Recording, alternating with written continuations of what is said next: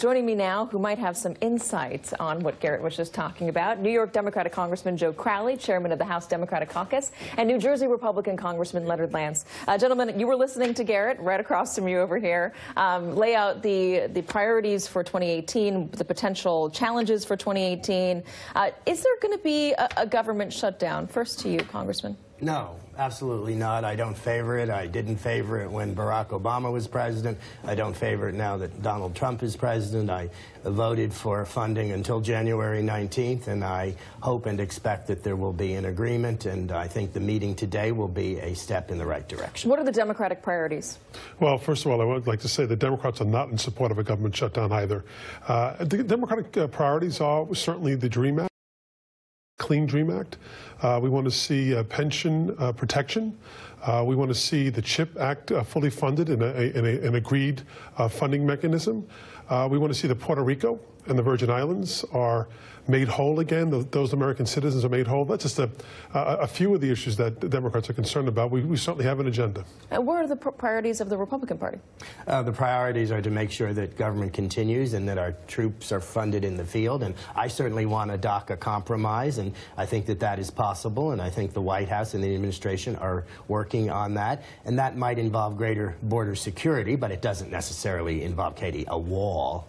Well, I mean, it's great to have the both of you on together, by the way. Thank you both for coming on together. We so rarely see both sides of the aisle standing next to each other or sitting next to each other, let alone talking about ways that they can compromise. But let's talk about that. If DACA is something that Republicans, at least a good portion of them, want to get done, and something Democrats want to get done, what can you, as a Democrat, concede to the Republicans in order to make sure that that happens and those 800,000 dreamers are protected? Well, I think there's a false premise here. In other words, equating security and border security with the DACA individuals themselves. They are not a security risk to the American people. They love this country. This is the country they know and love, and they are now in a state of limbo. And unless the president, who has promised to address this issue, works to make that happen in a clean bill, that's what Democrats are looking for. You know, a $40 billion wall is a waste of government money, and I think even Lance would have to agree, and some of my Republican colleagues are more conservative in terms of spending. You can't drive on it, you can't live in it, you can't do anything with it, and it really is just a waste of government resources. We have the security along our border that we need, and we can certainly talk about addressing some of the issues that need to be addressed, but let's not conflate the two issues together. But if the president says, I'm not going to make a deal, I won't stand for a deal that doesn't involve funding my wall, what do you as a Republican do? I think that we can have a compromise in this area, and I don't think there's going to be the funding for a wall, but that doesn't mean we can't have greater border security, and we certainly want to address this issue by the first week in March, which is the 6-month deadline, and I would prefer to address it sooner rather than later, including perhaps by January 19th. We'd like to do it by January 19th as well. And I want to work in a bipartisan capacity, and I think that that is possible. And you hail from a blue county. Let's be honest. Are your Republican colleagues who hail from deep red counties, ones who voted for Donald Trump because they wanted the wall, because they were into immigration and stopping immigration, are they going to be as amenable to a compromise? Well, Katy, I hail from a red county, Hunterdon County, New Jersey, and my district is a Republican-leaning district. New Jersey is a blue state. Secretary Clinton carried New Jersey. But I want to work with colleagues like my friend Joe.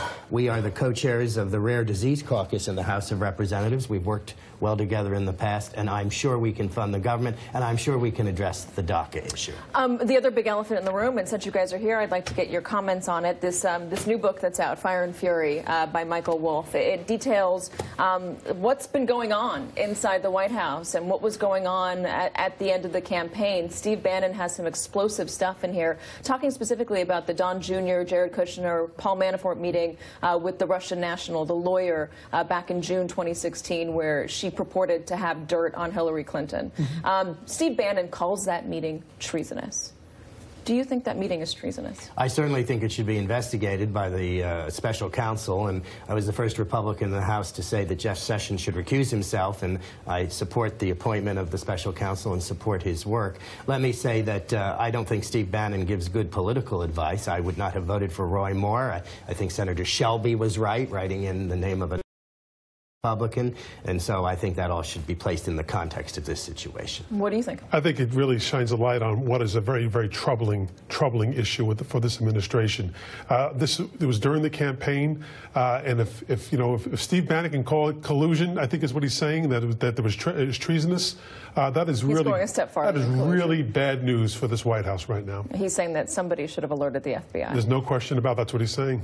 Should somebody have alerted the FBI? Yes, I think someone should have alerted the FBI, and I would have done so if I had been in that situation. Congressman Lance, Congressman Crowley, gentlemen, thank you so much for being here and taking the time to talk to us.